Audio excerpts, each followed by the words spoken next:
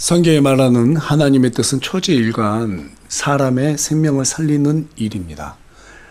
그 일을 이루기 위해서 우리 하나님께서는 하늘과 땅을 창조하실 때부터 교회를 미리 예비하셨고 그 교회를 통하여서 많은 사람들의 혼들을 살리시고자 그렇게 작정하셨습니다. 그런 의미에서 교회는 하나님의 모든 것이면서 동시에 마지막 보루라고 여러분께 지난 시간에 말씀을 드렸습니다. 교회라고 하는 것은 사람의 생명을 살리기 위해서 그리스도의 피로 한 몸을 이룬 사람들이 각자의 일을 효력 있게 해내고 하나로 결합되는 곳이라고 말씀을 드렸어요. 그러한 교회를 세우려면 데살로니가 전서 5장 12절 13절은 말씀을 선포하는 목사의 직무를 귀중하게 여기고 지체들끼리 화목하게 지내야 된다는 점을 사도 바울이 강조했습니다. 따라서 교회는 첫째, 모이지 않으면 교회가 아닌 것입니다. 모여야 되는 것입니다. 어떤 사람들이 모이는 것이에요? 그리스도의 피로 구원을 받은 사람들, 거룩한 사람들이 모이는 것이죠. 모이되 지체들이 영적으로 성장할 수 있도록 세워줘야 하는 것이 또 교회의 역할입니다.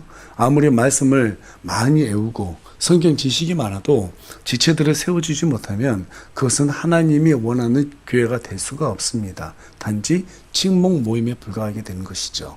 두 번째로 교회의 실력은 얼마나 많은 사람이 모이느냐가 아니라 얼마나 지체들끼리 화목하게 지내려고 애쓰냐가 그 교회의 실력이라고 성경 우리에게 말해주고 있어요. 화목하려고 애쓰지 않으면 반드시 우리는 지체들을 시기하게 되고 질투하게 되어 있습니다. 인간이 원래 그래요. 그래서 에베소서 4장 3절은 화평의 매는띠로 성령께서 하나가 되게 하신 것을 어떻게 하라고 말하고 있어요? 힘써 지키라고 말하고 있어요. 힘써 지켜라. 너희들이 화평을 이루기 위해서 힘써야 된다라는 거예요. 가만히 있으면 어떻게 된다? 화평을 지키지 못한다라는 것입니다. 하지만 대부분의 사람들은 여기에 관심이 없어요. 각각 자신들이 원하는 교회가 있고 자신들이 하고 싶은 일만 생각을 합니다.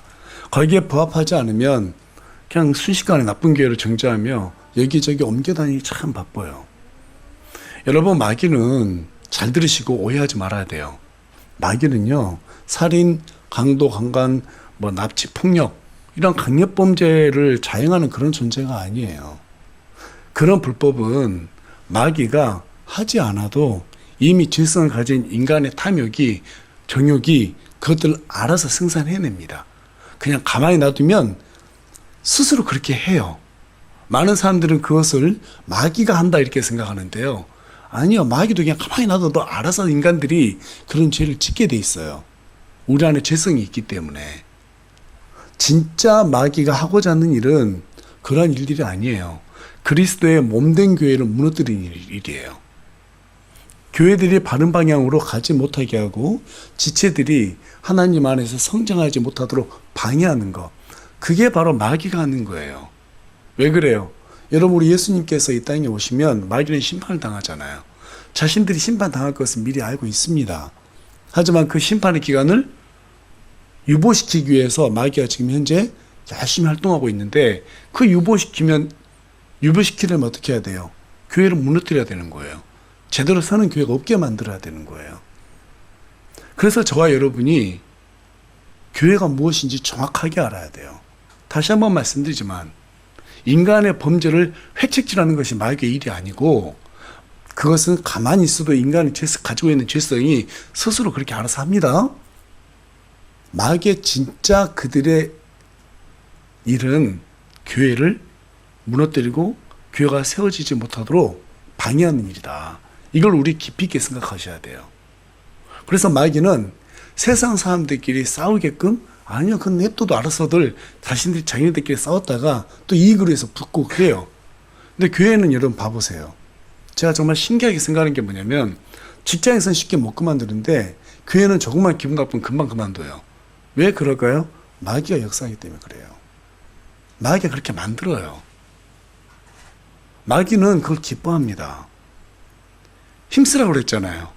화평의 매는띠로 하나가 되도록 힘쓰라고 그랬잖아요. 힘쓰지 못하게 만드는 거예요. 그게 바로 마귀의 일입니다. 그래서 사도 바울은 성경책에다가 범죄 예방론을 쓰지 않았어요. 교회 건축론에 대해서 썼단 말이에요. 이것을 위해서 세 가지 지침을 우리에게 주셨죠.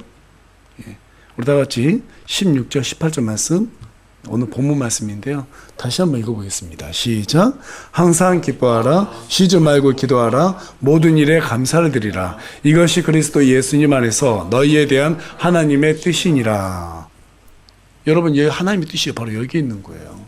교회가 항상 기뻐하고 쉬지 말고 기도하고 모든 일에 감사를 드렸을 때 세워지기 때문에 하나님께서 이것이 내 뜻이다 라고 얘기한 거예요. 그래서 지난주에는 그 첫 번째 집중사항이었던 항상 기뻐하라 라는 주제를 가지고 저와 여러분이 함께 말씀 나눴습니다. 여러분, 왜 기쁨이 중요하죠? 기쁨이라고 하는 것이 우리 삶 속에 없으면 얼마나 삭막해요. 그렇죠? 정말 기쁨이잖아요. 예. 우리 김용자 어머님이 어때요?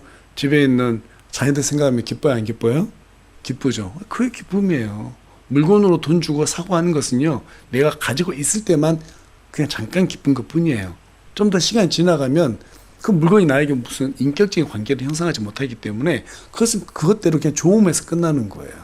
예. 기쁨은 살아있는 인격체들끼리 누릴 수 있는 거예요. 예.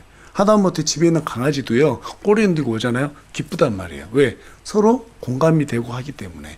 그래서 공감이 안 되는 것은 기쁨이라 할 수가 없어요. 우리 하나님께서 우리에게 기뻐하라라고 말씀하셨던 것은 나하고 공감하자 이 말이에요. 나와 인격적으로 서로 소통하자 이 말입니다.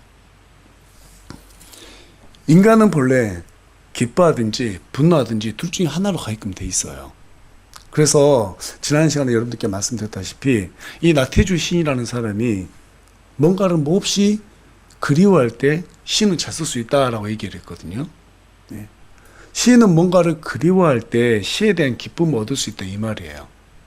신앙생활도 마찬가지죠.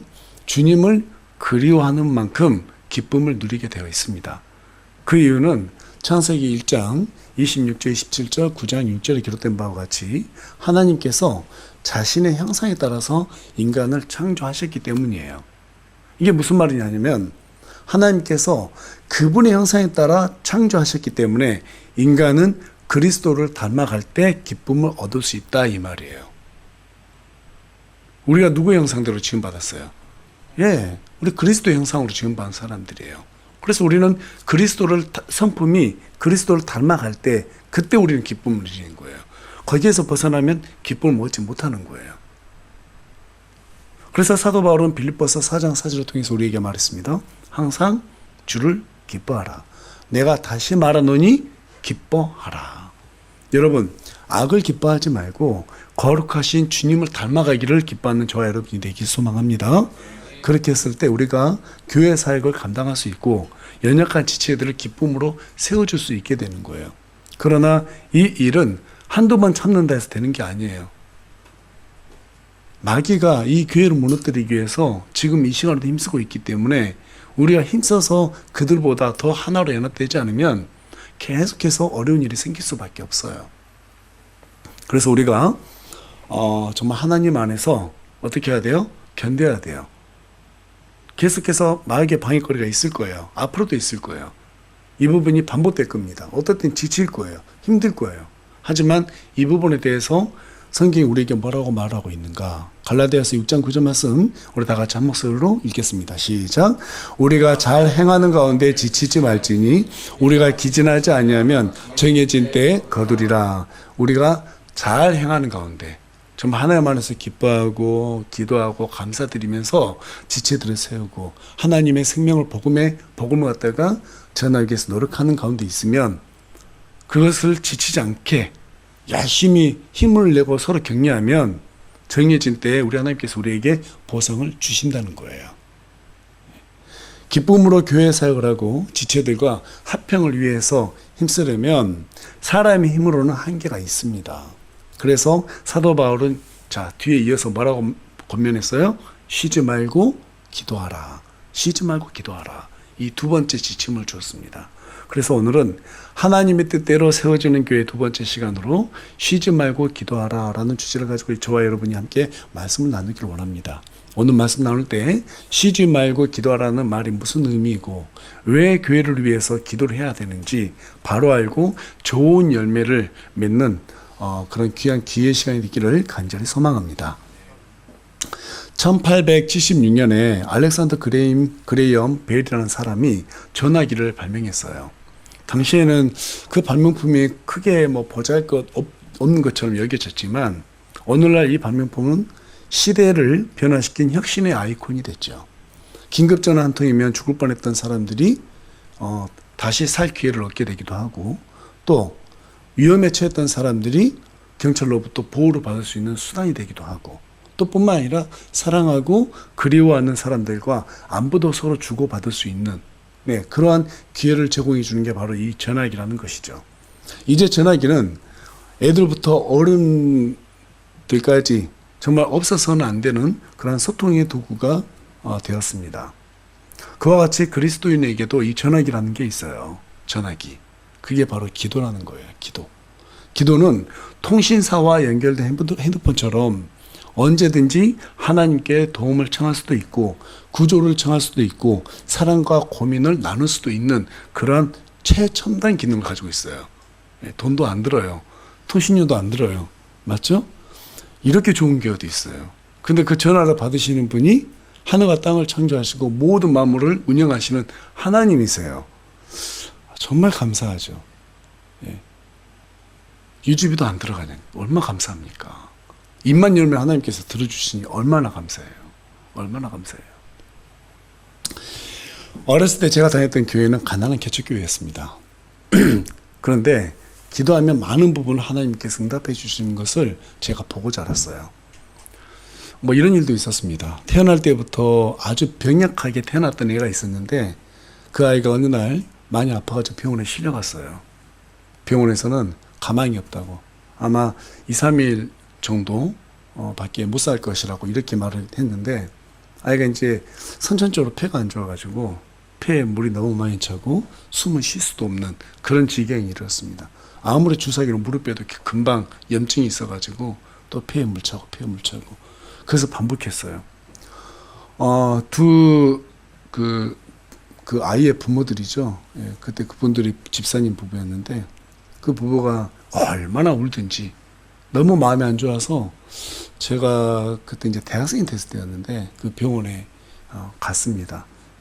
가서 아이가 이 폐에 물을 빼야 되는데 얼마나 고통스러워요. 주사위끼리 큰 걸 꽂으니까. 우는데 그 어린아이를 제가 손발로 붙잡아주고, 어머니, 아버지 이제 두 부모는 도저히 그 못 보겠다 해서 밖에 나가는데 아이가 막 그렇게 고통스러워하는 거예요. 숨도 못 쉬고 너무너무 고통스러워하는데 옆에서 병원에 갔던 지치들이 다 울고 그걸 보고 왔어요. 그리고 저희가 갔던 날이 아마 아이가 오늘에 내일까지밖에 못 살겠다 이런 얘기를 하더라고요. 온몸에 다 멍이 들어있고. 그래서 그날 목사님 오셨는데 보자마자 목사님 기도하시고 교회 전화했어요. 사모님께 다 모아라. 사람들 다 모아라. 기도해라. 살려달라 기도해라. 그날 밤에 기도했어요. 놀라운 것은 그 다음날 아이가 점점 회복되기 시작하는 거예요. 며칠 뒤에 퇴원했어요. 병원의 의사들도 놀래고 우리 교인들도 다 놀랐어요. 저는 더 놀랐어요. 믿음 없이 기도했는데 응답됐거든요. 살아날 것이라고 도저히 생각 못했어요. 그냥 기도했어요. 하나님 살려주세요. 근데 그 아이가 살아나더라고요. 군대 생활할 때는 여러분께도 몇 번 말씀드렸지만 사단에서 목사님이 주일날 예배 드리려면 산을 몇 개 넘어서 와야 돼요. 너무 눈이 많이 오는 거예요. 너무 눈이 많이 오는 거예요. 그래서 목사님이 새벽 2시에 교회에 있는 집사 부부들을 전부 다 교회로 불러 모았어요. 일기예보는 며칠 동안 더 눈이 계속 내릴 거라고 보고 있었는데 목사님이 새벽 1, 2시에 이렇게 집사 부부들을 전부 다 모으더니 기도하라고. 난 내일 사단 넘어가야 되는데 못 넘어가면 예배를 못 드리니 전부 다 기도해라. 눈 멈추게 해달라 기도해라. 제가 정말 은혜가 됐던 것은요, 투스타 그 사람의 사단장님도 그곳에 오셨어요. 집사님이어가지고 같이 기도하시는 거예요. 사단 목사님은 대위였거든요. 사단장님 봤을 때는 정말 말단이잖아요. 근데 얼마나 목사님 잘생긴지 몰라요. 투스타가 개그로 따져서 대위밖에 안 된 그 젊은 목사에게 와가지고 순종하는 거예요. 사단장이 맞는데 다른 사람이 안 오겠어요? 다 군인들 가족이잖아요. 전부 다 모인 거예요. 기도하는데 새벽 2시 되니까 눈이 멈추는 거예요. 그리고 다음날 사단장님이 우리 목사님이 넘어오셨어요. 그래서 예배를 드리는 거예요. 제가 군전병을 했었는데 조교하면서 하니까 참 이게 앞뒤가 안 맞더라고요. 그 모습을 보는데 와, 정말 하나님이 살아계시는구나. 살아계시는구나. 군대에서 제 발 뒤에서 수류탄 터졌는데 제가 아무도 머리털 하나 다치지 않았어요. 이런 것들을 보면 하나님의 섭리 가운데 모든 것들이 있구나. 이것을 절대 부인할 수가 없겠더라고요. 그것들 외에도 성도들이 모여서 기도했을 때 수많은 기도가 응답된 것들을 봤습니다. 여러분, 하나님께서 우리에게 기도라고 하는 이 전화기를 주신 것은 주님께 의지하라고 주신 것이지, 뭐 그냥 할 일 없으면 해라 이런 게 아니에요. 의지하라고 준 거예요. 주님은 교회를 세우고 생명을 살리는 기도, 그 기도는 절대로 외면하지 않습니다. 여러분 믿으십니까? 아무리 힘든 상황이 오고 어려운 상황에 내몰려도 주의 일을 위해서 기도하면 다 들어주세요. 다 들어주세요. 그래서 빌립보서 4장 6절에 우리에게 뭐라고 말해 주고 있는가? 아무것도 염려하지 말고 오직 모든 일에 기도와 간구로 너희가 요청할 것들을 감사와 더불어 하나님께 알리라. 아무것도 염려하지 말라고 지금 얘기하고 있습니다. 그냥 기도해. 그럼 내가 들어줄게. 이 얘기를 하고 있는 거예요. 진짜 문제는 여러분 염려하느냐 염려하지 않느냐 그게 아니에요. 무엇을 위해 염려하느냐가 중요한 거예요. 사도 바울은 갈라디아서 4장 11절, 히브리서 4장 1절에 가서 보니까 오직 교회를 위해서 염려했다라고 그렇게 말하고 있습니다. 사도 바울은 결코 먹고 사는 일 때문에 염려하지 않았습니다. 주님도 마태복음 6장을 통해서 우리에게 먹고 마시고 입을 것들을 위해서 염려하지 말라고 말씀하셨고, 뿐만 아니라 그것들을 구하지도 말라고 말씀하셨습니다. 그런 것들은 이교도들이 구한다고 말하고 있어요. 오히려 주님은 첫째로 하나님의 왕국과 그분의 의를 구하라고 말씀하셨습니다. 여러분, 우리가 구해야 할 첫 번째가 뭐라고요? 하나님의 왕국과 그분의 의라고요. 이게 정말 중요한 거예요. 정말 중요한 거예요. 내 의가 아니라 그분의 의예요. 성경에 기록된 그분의 의를 구하라는 거예요. 그분의 의는 곧 복음으로 하늘의 왕국을 이 땅에 건설하는 거예요. 그 일들은 너희가 보게 될 것이라는 거예요. 그것을 위해서 너희들 지금 기도해야 된다. 이 얘기를 하고 있는 거예요. 그런데 오늘날 많은 사람들이 하나님을 믿는데 먹고 살고 입을 것들을 위해서 구하고 있어요. 분명히 성경 그것은 이교도들이 구한다고 말하고 있어요. 성경에 기록된 하나님은 그런 하나님이 아니에요. 하늘에 나는 공중에 나는 새들도 우리 하나님께서 다 먹이시고 입히십니다. 맞습니까? 예. 모든 동식물들 전부 다 하나님께서 먹이시고 입히시는데 하물며 너희를 내가 그것보다 더 귀중하게 여기지 않겠느냐고 말씀하시거든요. 오늘날 교회들이 먹고 사는 일들을 위해서 하나님께 구하고 있다면 그건 이교도예요. 그건 교회를 가정한 이교도입니다. 자, 그렇다면 먼저 하나님의 왕국을 위한 기도가 무엇인가? 마태복음 6장 10절 우리 다 같이 한 목소리 읽겠습니다. 시작. 아버지의 왕국이 오게 하시며 아버지의 뜻이 하늘에서와 같이 땅에서도 이루어지게 하옵소서. 아버지의 왕국이 오게 하시며 아버지의 왕국이 오게 하시며 그것이 바로 우리 하나님 아버지의 뜻이에요. 하늘의 왕국에서 지금 모든 존재들이 아버지 하나님의 뜻에 따라 가지고 움직이고 있잖아요. 그렇죠? 그런데 그와 같은 일들이 이 땅에서도 그대로 이루어지게 해달라는 기도를 해야 된다는 거예요. 그 일이 지금 우리 교회들에게 맡겨져 있는 거예요. 하늘에 있는 존재들도 이 땅에 파견 나오는데 그 일을 위해서 파견 나오는 거예요. 교회, 즉 저와 여러분을 돕기 위해서. 그러니까 우리는 지금 하늘하고 맞닿아 있는 거예요. 계속. 예. 무엇을 위해서 기도할 때, 이 하늘의 왕국을 위해서 기도할 때 우리는 계속 하늘의 왕국과 맞닿아지게 되는 거예요. 아버지의 왕국, 즉 하나님께서 다스리시는 하늘의 왕국이 이 땅에 임하기를 놓고 기도하는 것이 바로 하늘의 왕국을 위한 기도입니다. 그 방법이 무엇입니까? 바로 복음을 위해서 기도하는 거예요. 복음을 선포하기 위해서 주님은 계속해서 마태복음 6장 11절과 11절부터 13절을 통해서 우리에게 구해야 하는 것들, 그것들을 말씀해 주셨어요. 자, 먼저 마태복음 6장 11절 말씀 보겠습니다. 시작. 이날 우리에게 우리의 일용할 빵을 주시고. 예. 우리는 단순하게 생각합니다. 그냥 하나님께서 복음을 전하는 게 그분의 뜻이니까 그냥 복음만 전하면 되겠지. 그렇게 안 됩니다. 그렇게 안 돼요. 예. 우리가 날마다 그리스도의 말씀을 보고 기도하지 않으면 그 일을 의욕은 있어도요, 막상 그렇게 하라면 안 됩니다. 안 돼요. 세상과 금방 동화되어 버립니다. 저도 해보니까 안 되더라고요. 예. 기도를 쉬고 말씀을 안 보잖아요. 그러면 다른 세계 가운데 들어가야 돼요. 하나님의 세계 가운데 내 자신이 없어요. 예. 세상과 동화되면 그 속으로 들어가 버리는 거예요. 그러면 기도가 생각 안 나요. 말씀이 생각 안 나요. 하나님과 내가 분리돼 있어요. 여러분 그거 아시죠? 어떤 느낌인지. 예, 그렇게 돼 있어요. 그래서 오늘날 우리에게 일용할 빵을 주시고, 물론 먹는 빵도 여기 안에 포함되어 있겠지만 우리 하나님께서는 우리에게 일용할 빵, 그날에 필요한 말씀들을 우리에게 보충하라는 거예요. 섭취하라는 거예요. 몸이 밥을 먹어야 살 수 있는 것처럼 영도 밥을 먹어야 돼요. 그래서 그 영의 빵을 섭취하라 이 말이에요. 그렇게 했을 때 우리의 영이 복음을 위해서 살아갈 수 있는 이 컨디션이 다시 생겨난다. 그것은 우리에게 지금 알려주고 있는 것입니다. 계속해서 12절 가서 보니까 우리가 우리에게 빚진 자들을 용서하는 것 같이 우리의 빚을 용서하시며, 우리가 용서를 구했을 때 죄로부터 구원을 받은 것처럼 복음을 전하고 교회를 섬기다 보면 용서를 구하고 용서를 해줘야 할 때가 반드시 생겨납니다. 왜? 사람을 안전하지 않기 때문에 언제든지 서로 갈등이 생겨날 수 있잖아요. 네. 이 부분도 염두에 두고 평소에 기도로 누군가를 용서할 수 있는 공간을 우리 안에 마련해놔야 된다 이 말이에요. 13절에 가서 보면 우리를 인도하사 시험에 들지 말게 하시고 악에서 우리를 구출하옵소서. 왕국과 권능과 영광이 영원토록 아버지의 것이니이다. 아멘.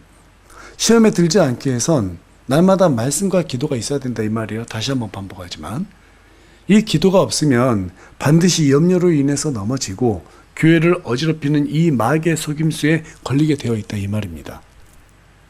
그래서 우리를 통해서 우리가 정말 이 일들을 잘 해냈을 때 우리를 통해서 드러나는 모든 영광이 내 권능이 아니라 아버지의 권능으로 인해서 드러났다는 사실을 하나님께 우리가 인정해드리고 하나님으로부터 기쁨을 또 공급할 수 있는 거예요.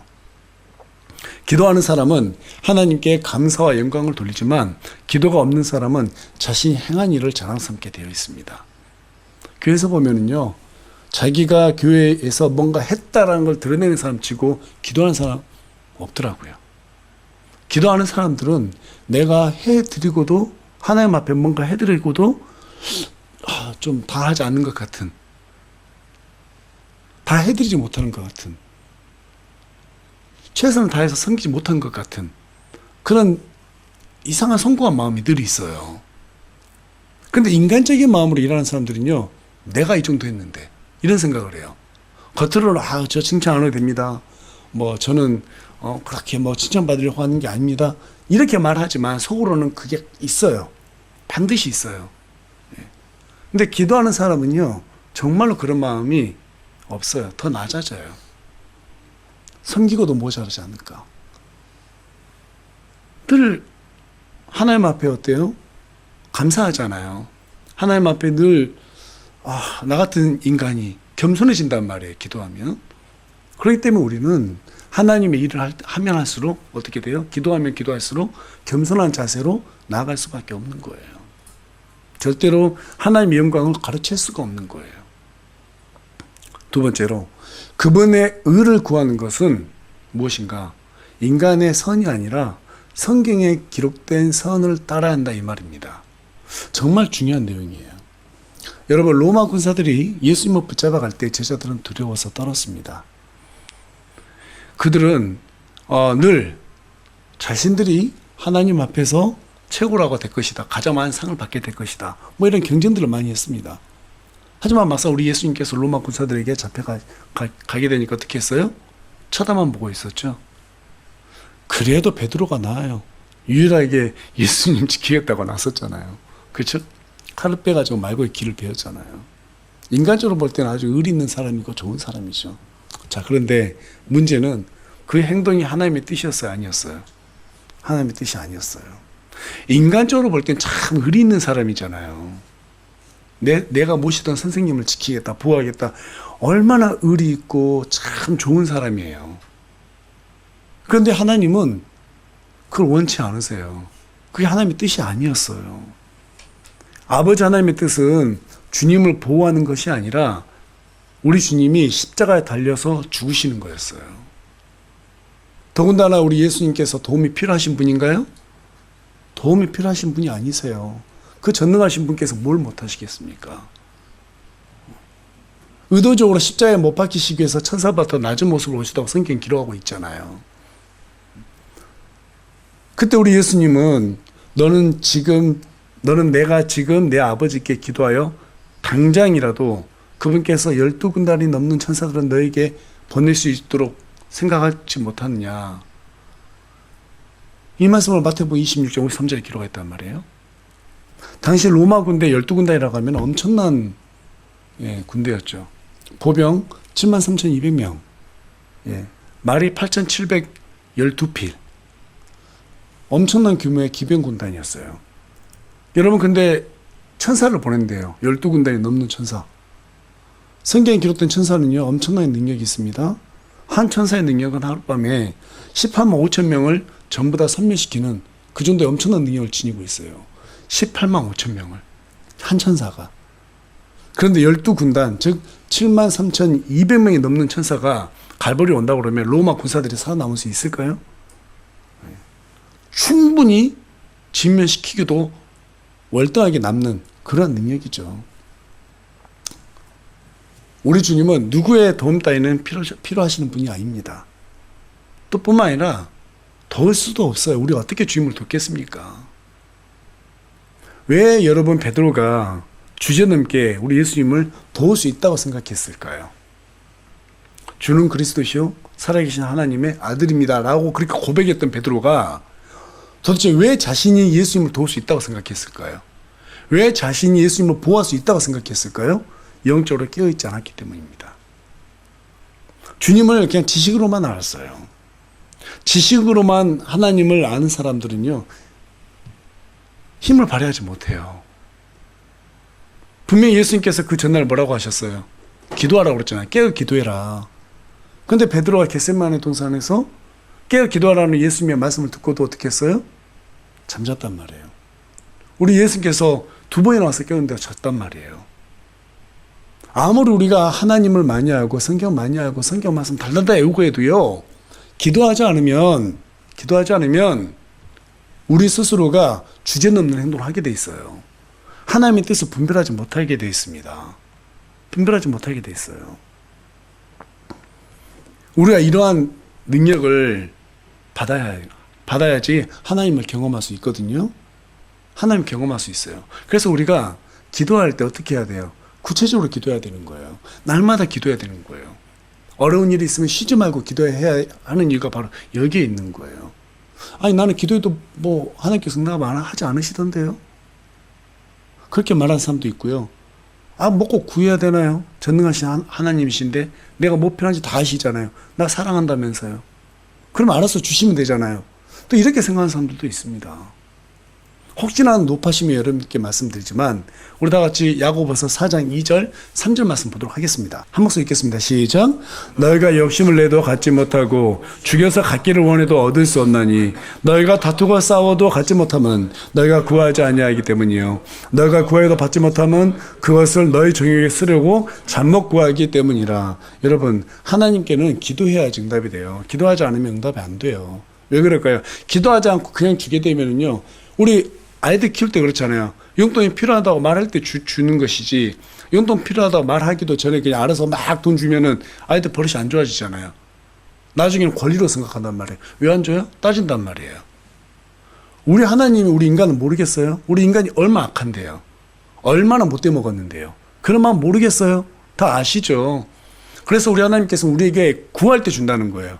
너희가 받지 못하면 구하지 않았기 때문이다. 구해라. 그럼 주겠다라는 거예요. 문제는 뭘 구하라는 거예요. 하나님의 왕국과 그분의 의를 구하라는 거예요. 여기에서 말한 것도 그분의 의를 구하라는 거예요. 그분의 선을 구하라는 거예요. 네가 원하는 거 말고 하나님이 원하는 거 구해봐. 너희가 하나님께서 구하는 도구로 쓰임 받았을 때 너에게 필요한 그 모든 것이 더해지는 거야. 라고 마태복음 6장 33절을 우리에게 말해주고 있단 말이에요. 여러분 믿으십니까? 예. 그러니까 기도에도 전제 조건이라는 게 있어요. 내가 필요한 거 막 알라딘의 요술램프처럼 구한다 해서 다 얻어지는 게 아닙니다. 하나님의 뜻, 하나님의 의, 그것을 우리가 구했을 때 하나님께서는 그 모든 것을 다 주시겠다라고 말씀하셨어요. 그러자면 그분의 의로움이 무엇인지를 우리가 분별할 수 있어야겠죠. 우리 다 같이 야고보서 1장 5절 말씀 한 목소리 읽겠습니다. 시작. 너희 중에 어떤 사람이 지혜가 부족하거든 모든 사람에게 너그러이 주시고 꾸짖지 아니하시는 하나님께 구하라. 그러면 그분께서 그것을 그에게 주시리라. 여러분, 지혜라고 하는 것은 지식이 어떻게 활용되는 걸 얘기하는 거잖아요. 하나님을 아는 이 성경 지식이 기도를 통해서 경험했더니 그 경험이 쌓이고 쌓여서 하나님을 알게 되는 거예요. 그게 지혜라는 거예요. 그게 지혜. 그래서 너희가 지혜가 부족해? 그러면 구해봐. 꾸짖지 않고 하나님께서 그것을 주신다 안 주신다? 주신다는 거예요. 하나님을 경험하게 해주신다는 거예요. 응? 하나님을 경험하게 해주신다는 거예요. 요즘 우리 청년들하고 주일날 이제 모든 예배 다 마치고 책을 이렇게 하나씩 가지고 독서 토론을 하고 있는데 이번에 이제 함께 좀 읽자 해서 준 책이 예수님이시라면 어떻게 하셨을까? 그 제목이에요. 우리가 기도할 때 그렇게 한번 생각해 보세요. 하나님이라면 어떻게 하셨을까? 어떤 기도를 원하실까? 사실 우리가 원하는 게 따로 있다는 게 금방 그렇게 기도하면 분리가 됩니다. 이제 거기서부터 내가 순종할지 말아야 될지 선택을 해야 되는 것이죠. 맞죠? 여러분, 기도하면 우리 안에 계신 성령님께서 하나님의 의가 무엇인지를 전부 다 조명해 주세요. 조명을 해 주세요. 금방 알려주세요. 실제로. 기도하지 않은 사람이 자기 생각에 도취되어서 성경에도 없는 교회관을 가져오고 교훈이 이래야 된다, 저래야 한다며 그를 어질피는 경우가 참 많아요. 왜 그럴까요? 기도에 대한 지혜가 없기 때문에 그렇습니다. 기도하지 않기 때문에 그래요. 혹시 여러분 교회에서 교훈이 이래야 된다 저래야 된다라는 정죄하고 싶은 생각이 들거든. 기도 한번 해보세요. 하나님, 교회가 이래도 됩니까? 저래도 됩니까? 하나님께서 어떤 지혜를 주시는지 한번 기도를 해보세요. 기도를 하고 저한테 오셔야 돼요. 와가지고 내가 살아보니까요 옛날 교회는 이랬는데요, 그런 말 하지 마세요. 제발. 성경에 기록된 교회를 해야죠. 그렇지 않습니까? 그게 지혜잖아요. 근데 다들 자기들이 생각하고 있는 그런 교회가 있어요. 자기들이 경험했던 교회가 있어요. 자꾸 그것을 와서 주장하는 거예요. 그런 교회가 안 됩니다. 각 사람이 경험한 교회가 얼마나 많습니까? 이렇게. 그렇죠? 그럼 이 한 교회에서 뭐 20개, 30개, 40개, 1000명 모이면 1000개의 교회가 다 따로따로 운영돼야 되는데요. 우리는 성경에 기록된 교회를 하면 되는 거예요. 그게 하나님의 의입니다. 맞습니까? 네. 인간이 선하다고 생각하는 것이 하나님께는 의로운 것이 아닐 수 있어요. 베드로처럼. 여러분, 하나님이 하시고자 하는 것, 그게 바로 선한 것입니다. 이게 정말 중요한 거예요. 하나님의 선은 항상 생명을 구하는 일에 붙들려 있고 그 도구는 교회예요. 마귀는 이 일을 방해하기 위해서 총력을 동원해서 교회를 어지럽히고 있습니다. 그래서 사도 바울은 본문 15절에 가서 보니까 조심하여 아무도 누구에게든지 악으로 악을 갚지 말고 도리어 너희 가운데서도 선하며 모든 사람에게도 선한 것을 항상 따르라. 여기에서 선한 게 뭐예요? 기쁨을 얻기 위해서 쉬지 말고 기도하고 감사하라 이 말이에요. 쉬지 말고 기도하라는 것은 생명을 맡은 교회가 마귀의 생각에 넘어가지 않도록 선한 것을 추구하기 위해서 악한 일이 생길 때마다 지혜를 얻기 위해 기도하라 이 말입니다. 마귀의 또 다른 이름은 여러분 디아블로스예요. 디아블로스. 이 뜻은 무슨 뜻이냐면 중상모략하다 이런 뜻입니다. 분리시키다 이런 뜻이에요. 여러분 나무에 보면은 쐐기 박잖아요. 그렇죠? 나무를 쪼개기 위해서 쐐기를 박잖아요. 그 쐐기가 바로 디아블로스라는 거예요. 그러니까 마귀는 저와 여러분이 이렇게 연합되어 있으면은요, 어떤 틈을 딱 노려요. 쐐기 박을 때 틈을 노리잖아요. 그 틈이 약간 벌어졌어요. 이를테면 우리 찬이 형제와 예성 형제와 둘이 사이가 안 좋아. 그러면 틈이 딱 벌어진 거예요. 그럼 거기다 대놓고 딱 쐐기를 집어넣는 거예요. 그리고 거기다 망치 툭툭툭 박으면 어떻게 돼요? 금방 쭉 벌어지죠? 그 틈을 주면 안 된다는 거예요. 그래서 교회는 화평이 그렇게 중요한 거예요. 화평이 서로 간에 조금만 쪼개져 있으면 그 안으로 그 금만 보이면 마귀는 딱 꽂습니다. 그리고 거기다가 처음에 탁탁탁 치죠. 망치로. 그리고 틈이 많이 벌어지면 어떻게 돼요? 그때는 세게 치죠. 쪼개지는 거예요. 마귀가 이걸 기가 막히게 알아요. 근데 이 처음에 이 틈을 탁 쪼갤 때 뭘 이용하냐면, 어떤 쐐기를 이용하냐면요, 시기와 질투라는 쐐기를 이용해요. 시기와 질투를 딱 집어넣으면요, 어떻게 돼요? 마음속으로 막 서로 미움이 생겨나기 시작하죠. 그러다가 화를 내면서 서로 갈라지게 되는데, 여러분, 시기와 질투는 지체들을 분리시키기 위한 최고의 연료입니다. 이보다 좋은 연료는 없어요. 교회가 바로 서려면 지체들을 세워야 된다고 사도 바울은 우리에게 말해주고 있는데, 시기와 질투는 지체들을 갖다가 세우지 못하게 하는 가장 좋은 그러한 도구가 되는 것입니다. 인류 최초의 살인사건을 자행했던 가인도 마찬가지로 아벨에 대한 시기와 질투 때문에 죽였잖아요, 동생을. 사울 왕이 다윗에게 시기심을 느꼈을 때 질투라는 분노의 창을 다윗에게 집어 던져 죽이려고 했듯이, 저와 여러분도 지체들에게 시기심을 느꼈을 때 질투라 불리는 분노를 품게 되는 거예요. 그러면 교회는 바로 서지 못합니다. 다시 말해서 성경은 그런 악한 마음이 들었을 때 지체 없이 그런 것들이 사라질 때까지 쉬지 말고 기도하라고 우리에게 명령하고 있는 거예요. 우리 옆 사람 서로 봐볼까요? 옆 사람, 앞뒤 사람 보면서 미움이 생길 때 용서하고 기도합시다라고 한번 그렇게 한번 얘기했으면 좋겠습니다. 우리 교회에서 그런 생각이 없는 사람 딱 한 명밖에 없는 것 같아요. 앞에 앉아서 지금 약간 비웃듯이 말하고 있는데 농담이고요. 아무튼 그런 마음을 우리가 늘 품어야 돼요. 그러니까 긴장하고 있어야 돼요. 긴장하고 있어야 돼요. 내가 누군가 미워졌다? 그럼 가서 대화를 하셔야 됩니다. 왜 그래? 싸우더라도 둘이 그냥 빨리 가서 싸우고 해버리는 게 좋아요. 응? 근데 그때그때 풀어요. 그래서 성경에 뭐라고 말해요? 해가 지기 전까지 분을 품지 말라고 그러잖아요. 그렇죠? 그래서 뭔가 있으면 가서 얘기를 하세요. 대화하지 않고 오해를 만들고 그렇게 되면요, 나중에 다툼이 생기고 교회는 어떻게 돼요? 어려워져요. 그런 일이 없도록 기도하고 형제 자매에게 찾아가서 내가 이런 마음이 있고 저런 마음이 있는데 혹시 오해가 있으면 풀자라고 대화를 하시면 되는 겁니다. 그래야 마귀가 원하는 바에 넘어지지 않는 거예요.